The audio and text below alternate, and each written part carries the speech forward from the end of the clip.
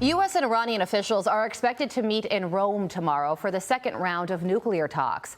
This as President Trump responded to and somewhat corrected a report from the New York Times that he waved off planned Israeli strikes on Iranian nuclear sites that could have occurred as early as next month. I wouldn't say waved off. I'm not in a rush to do it because I think that Iran has a chance to have a great country and to live happily without death, and I'd like to see that. That's my first option. If there's a second option, I think it would be very bad for Iran, and I think Iran is wanting to talk. I hope they're wanting to talk. It's going to be very good for them if they do. Behnam Ben Taleblu is the Senior Director of the Iran Program at the Foundation for Defense of Democracies, and he joins me now. Behnam, good morning to you. Thank you so much for joining us. So you have the president's actions and his words here, and his actions are maximum sanctions pressure and increased military presence in the region. But his words are diplomacy. Let's try and negotiate and talk this out for the sake of both of our countries. So with that as the backdrop, what are your expectations for round 2 nuclear talks, and if a nuclear deal with Iran is even possible? Well, it's a pleasure to be with you, Carly. It's a great question because in term 1, the president also put Iran to the choice between his actions and his words.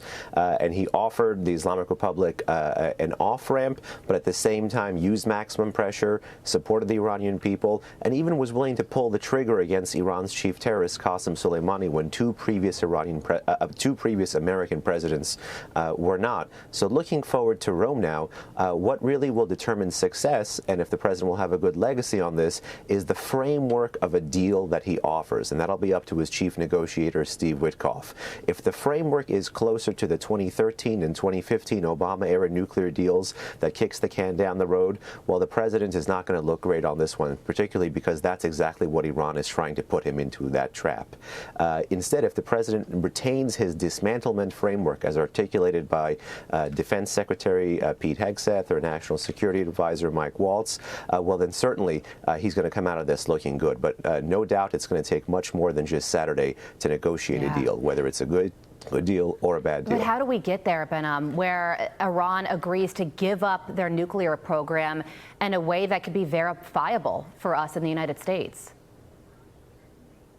Well, now, no doubt, it's very, very tough. When it comes to verification, that's a combination of what the U.S. intelligence agencies can provide, but also critically and more importantly on the ground with the International Atomic Energy Agency. And that's why the president needs to have the back of the IAEA in Vienna and make sure that they're fully empowered to go anywhere, anytime to inspect both Iran's nuclear sites and military sites. And that's something that Iran has been trimming as it's been growing its nuclear program. Okay. To support this institution, the president can actually bring meaningful pressure, meaningful economic, political, and even military pressure against the Islamic Republic. You know, this is a president that means what he says when he says he's not going to let the regime get a nuclear weapon. Yeah, and he just sanctioned that Chinese company for importing Iranian oil. So sanctions pressure continuing to ramp up as these negotiations go on. Let's move over to the Russia-Ukraine war, because there's new comments by Secretary of State Marco Rubio. He just suggested that the United States could walk away from negotiations if progress isn't made. Watch this. We need to figure out here now, within a matter of days, whether this is doable in the short term. Because if it's not, then I think we're just going to move on from our perspective. The president feels very strongly about that. He has dedicated a lot of time and energy to this, and there are a lot of things going on in the world right now that we need to be focused on. I mean, that is a huge statement from the Secretary of State. Where do you see this going? It's huge and it's critical, and believe it or not, it's connected because Russia and Iran are part of this newfound axis of aggressors or axis of authoritarians that are increasingly challenging American power in their respective regions.